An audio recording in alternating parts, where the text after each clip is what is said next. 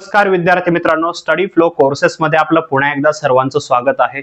मित्रांनो, आज आपण इंजिनिअरिंग अंतर्गत येणारा अजून एक कोर्स पाहणार आहोत जो आहे BE civil engineering. BE civil engineering course काय आहे, याच्यामध्ये सब्जेक्ट कोणते आहेत, जॉब, टॉप रिक्रुटर्स म्हणजे कुठे तुम्हाला जॉब मिळू शकतो, सर्व डिटेल्स आपण या व्हिडिओमध्ये कव्हर करणार आहोत. हा व्हिडिओ एंड पर्यंत पहा. चॅनलवर नवीन असाल तर सबस्क्राईब नक्कीच करा. So let's begin. तर सर्वप्रथम पाहूया की हा कोर्स काय आहे. तर बघा, बीई अंतर्गत बॅचलर ऑफ इंजिनिअरिंग अंतर्गत येत आहे हा सिव्हिल इंजिनिअरिंग कोर्स. याबद्दल तुम्ही ऐकून असाल. ज्या इमारत बनतात, जे घर आहे तुमचं सध्या तुम्ही राहतात त्याचं स्ट्रक्चर कसं बनतं, कॅनल्सची सिस्टीम असेल किंवा हे कशा प्रकारे त्याला डिझाईन केलं जातं, कशा प्रकारे वर्क करेल, किती वर्ष म्हणजे त्याची मजबूती राहील, हे सर्व कामे जे असतात ते सिव्हिल इंजिनिअरचे असतात. आणि सर्व गोष्टींचा अभ्यास जो आहे तो या कोर्समध्ये शिकवला जातो. म्हणूनच आहे याचं नाव सिव्हिल इंजिनिअरिंग. सर्व काही सिव्हिल रिलेटेड आहे. आता याचा जो कालावधी जर पाहिला तर तो तुम्हाला 4 वर्षाचा पाहायला मिळतो, जो फुल टाइम मध्ये कोर्स अवेलेबल आहे. तर मित्रांनो, यासाठी शैक्षणिक पात्रता आपण पाहूया. तर शैक्षणिक पात्रता आहे 12th पास आउट तुम्ही असले पाहिजेत. आता 12thच का, तर हा एक अंडर ग्रॅज्युएट म्हणजे डिग्री स्तरावरील कोर्स आहे, जे 12वी पास आउट विद्यार्थीच करू शकता. 12वी मध्ये तुम्हाला मिनिमम 50% मार्क्स असले पाहिजेत जर तुम्ही जनरल कॅटेगरी मधून कॅन्डिडेट असाल. जर तुम्ही एससी, एसटी, ओबीसी या प्रवर्गातून येत असाल तर तुम्हाला अतिरिक्त सूट दिली जाते, पण मिनिमम 50% मार्क्स तुम्ही घेऊन पास आउट असले पाहिजेत. आणि 12वी मध्ये तुमचा मॅथ हा विषय कंपल्सरी असला पाहिजे. तेव्हाच तुम्ही इंजिनिअरिंगच्या क्षेत्रामध्ये म्हणजे डिग्रीच्या क्षेत्रामध्ये जे आहे त्या ऍडमिशन घेऊ शकता किंवा एंटर करू शकता. तर आता आपण याची ऍडमिशन प्रोसेस पाहूया. त्या ऍडमिशन प्रोसेस तुम्ही ऑनलाईन ऍज वेल एज ऑफलाईन पद्धतीने करू शकता. सर्वप्रथम याबद्दलच आपण बोलूया. ऑनलाईन पद्धतीने कसं, जेही तुम्ही कॉलेज सिलेक्ट करत आहात किंवा जेही तुम्हाला कॉलेज माहित आहे त्यांची ऑफिशियल वेबसाईट असतात, तिथे जाऊन तुम्ही रजिस्टर करू शकता आणि डायरेक्टली फी पे करून तुम्ही ऍडमिशन घेऊ शकता. त्याचबरोबर ऑफलाईन पद्धतीने जाऊन तुम्ही कॉलेजला व्हिजिट करून हे ऍडमिशन घेऊ शकता.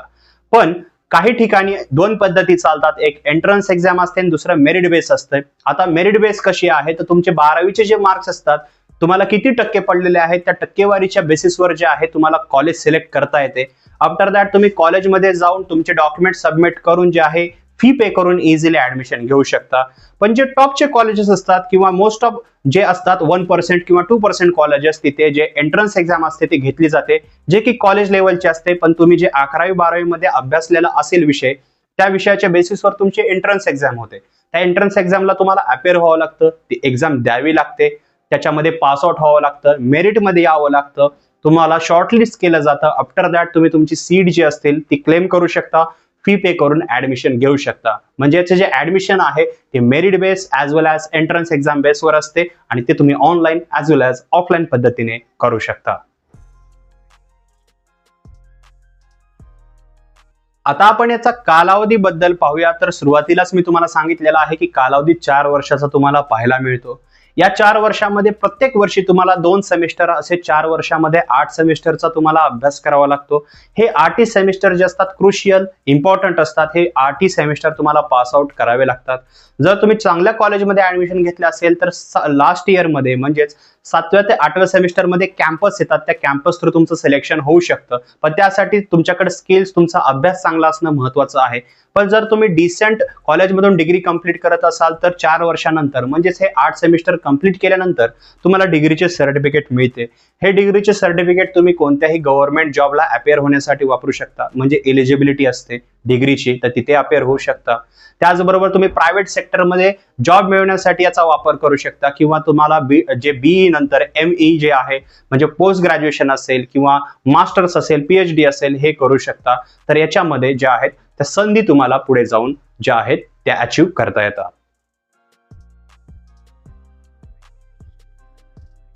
मित्रांनो, आपण याचा कालावधी पाहिला, याच्यामध्ये पद्धत पाहिली की सेमिस्टर पद्धत आहे. आता आपण याचा सिलेबस पाहूया की 4 वर्षामध्ये कोणत्या प्रकारच्या विषयांचा तुम्हाला अभ्यास करावा लागतो. आता ह्याच्यामध्ये सर्व सब्जेक्ट मी सांगणार नाहीये, तुम्हाला अंदाज लागेल की कोणकोणते विषय असतात. तर जसं तुम्ही स्क्रीनवर पाहू शकता, तुम्हाला इंजिनिअरिंग मॅथमॅटिक्स, इंजिनिअरिंग फिजिक्स, तसेच engineering chemistry, systems in mechanical engineering, engineering graphics, engineering drawing, project based learning, workshop, building technology and architectural planning, survey, concrete technology, project management, hydrology and water resource engineering, structural design, transportation engineering, elective subjects, quantity surveying, contracts and tenders या प्रकारचे वेगवेगळे विषय तुम्हाला अभ्यासायला मिळतात. आता सर्व विषय जर तुम्हाला पाहिजे असतील की एक्झॅक्टली फर्स्ट सेमिस्टर मध्ये कोणते सब्जेक्ट आहेत, सेकंड मध्ये कोणते आहेत, तर लिंक मी डिस्क्रिप्शन मध्ये दिलेली आहे, तुम्ही तिथे डिटेल मध्ये रीड करू शकता. सांगायचं पाहिलं तर याच्यामध्ये तुम्हाला सर्व सब्जेक्ट आहेत ते बिल्डिंग्स, त्यांचे सर्वे करणं, मॅपिंग करणं किंवा जे ड्रेनेज सिस्टीम असते, जे वॉटर सिस्टीम असते कशा प्रकारे फ्लो करेल, हे सर्व विषय तुम्हाला पाहायला मिळतात, जेणेकरून तुम्हाला समजेल की तुम्हाला 4 वर्षामध्ये जे असेल ती कोणत्या विषयाचा अभ्यास करायचा आहे. पण जर तुम्हाला डिटेलमध्ये अभ्यास जर रीड करायचा आहे, अभ्यासक्रम कोणता आहे, तर लिंक डिस्क्रिप्शन मध्ये दिलेले आहे, तिथे क्लिक करून तुम्ही रीड करू शकता.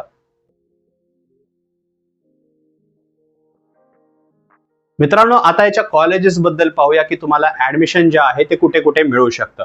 तर ह्याच्यामध्ये काही टॉप कॉलेजेस आहेत महाराष्ट्राच्या बाहेर, जसं की जाधवपूर युनिव्हर्सिटी आहे, त्याचबरोबर तुम्हाला जोधपूर युनिव्हर्सिटी आहे, पंजाब युनिव्हर्सिटी आहे, कलकत्ता, चेन्नई, अशा खूप युनिव्हर्सिटी आहेत, तिथे ऍडमिशन मिळू शकतं. पण फी सुद्धा स्ट्रक्चर जे आहे ते तसंच आहे, फी व्हेरी करते कॉलेज टू कॉलेज. तसेच महाराष्ट्रामध्ये पाहिलं तर DY पाटील कॉलेज आहे, त्याचबरोबर मुंबईमध्ये पाहिलं तर इंजिनिअरिंग कॉलेज ऑफ इंजिनिअरिंग आहे मुंबई, त्याचबरोबर तुम्ही वेगवेगळे जे शहर आहेत, कोल्हापूर असेल, सातारा असेल, या ठिकाणी ही कॉलेज अवेलेबल आहेत. आता महाराष्ट्रामध्ये एक्झॅक्टली खूप सारे कॉलेजेस आहेत, पण टॉपचे कॉलेज जिथे हा कोर्स ऑफर केला जातो या सर्वांची लिस्ट मी डिस्क्रिप्शनच्या त्याच लिंक मध्ये दिलेली आहे, पूर्ण आर्टिकल आहे, तिथे क्लिक करून तुम्ही कॉलेजेस आणि त्यांची ऍव्हरेज फी सुद्धा चेकआउट करू शकता आणि तुमचे जे क्वेश्चन्स असतील ते कॉमेंट सेक्शन मध्ये मला विचारू शकता. तर मित्रांनो, आता सर्वप्रथम पाहूया की हा कोर्स केल्यानंतर पुढील संधी काय. तर ज्यावेळेस तुम्ही हा कोर्स कंप्लीट कराल, लास्टच्या इयरमध्ये चांगलं जर कॉलेज असेल तर तुम्हाला कॅम्पस थ्रू सिलेक्शन होतं, पण नसेल तर तुमची डिग्री कंप्लीट झाल्यानंतर तुम्ही व्हेरियस कोर्स निवडू शकता.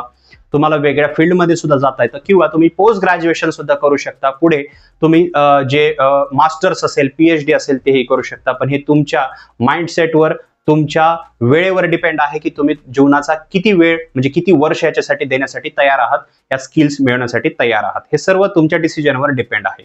दुसरं आहे गव्हर्नमेंट जॉब मिळवण्यासाठी. सिव्हिल इंजिनियर साठी सुद्धा गव्हर्नमेंट वॅकन्सीज असतात, गव्हर्नमेंट एम्प्लॉय सुद्धा बनता येतं, तुम्हाला एक डिसेंट गव्हर्नमेंट जॉब मिळवता येते. त्यासाठी तुम्हाला प्रिपरेशन करावं लागतं, एक्झाम द्यावी लागते आणि त्यामध्ये तुमचा या 4 वर्षाचा सिलेबस बेसिसवरच एक्झाम होते. ती गव्हर्नमेंट जॉब तुम्ही इझिली मिळवू शकता. पण लक्षात ठेवा, गव्हर्नमेंट जॉब मध्ये ऑलरेडी कॉम्पिटिशन आहे. त्याचबरोबर तुम्हाला माहित असलं पाहिजे की याचा कशा प्रकारे अभ्यास आहे, काय सर्व डिटेल्स जाणून घेऊन तुम्ही नंतर गव्हर्नमेंट जॉबला अपेअर होऊ शकता आणि एक डिसेंट गव्हर्नमेंट जॉब मिळवू शकता. प्रायव्हेट सेक्टरमध्ये पाहिलं तर प्रायव्हेट सेक्टरमध्ये सुद्धा जॉब्स अवेलेबल आहेत. आता त्या जॉब्स कोणत्या तर तुम्ही स्क्रीनवर पाहू शकता. तुम्हाला civil engineer, architect, technical officer, manager, business analyst, assistant executive engineer, transportation engineer, water resource engineer, structural engineer, environmental engineer, civil engineering technicians, अशा प्रकारचे वेगवेगळे जॉब जे असतात ते मिळवता येतात. त्याचबरोबर काही टॉप रिक्रुटर्स आहेत, म्हणजे खूप कंपन्या असतात, तिथे तुम्हाला इझिली जॉब मिळू शकतो. किंवा याचं लायसन असतं, तुम्ही स्वतः सुद्धा एक सिव्हिल इंजिनियर बनू शकता आणि वेगवेगळे जे बिल्डिंगचे कॉन्ट्रॅक्ट्स असतील, जे पूल बनतात मोठ्या मोठ्या शहरामध्ये, मेट्रोपॉलिटन सिटी असतात, तिथे मेट्रोचे प्रोजेक्ट्स तुम्ही पाहिले असतील, हे सध्या जे सिव्हिल इंजिनियर्स असतात, जे कॉन्ट्रॅक्ट्स असतात त्यांनाच मिळतात. तर हे सर्व काही तुमच्या स्किल्सवर, तुमच्या अभ्यासावर डिपेंड आहे. तर अशा प्रकारच्या संधी तुमच्यासाठी अवेलेबल असतात.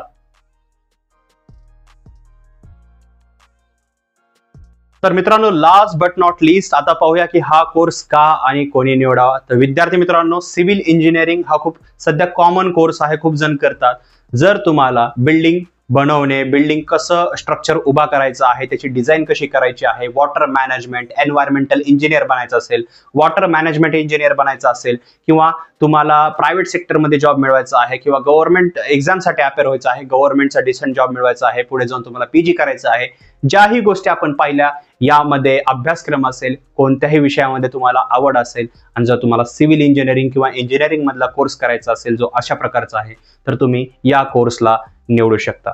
मित्रांनो, जर या कोर्स रिगार्डिंग काही तुमचे प्रश्न असतील, काही डाऊट्स असतील किंवा गायडन्स पाहिजे असेल, तर सिंपल या डिस्क्रिप्शनच्या मध्ये एक लिंक दिलेली आहे इंस्टाग्रामची सुद्धा, तिथे क्लिक करून आमच्याशी कॉन्टॅक्ट करू शकता, तसेच कॉमेंट मार्फत सांगू शकता.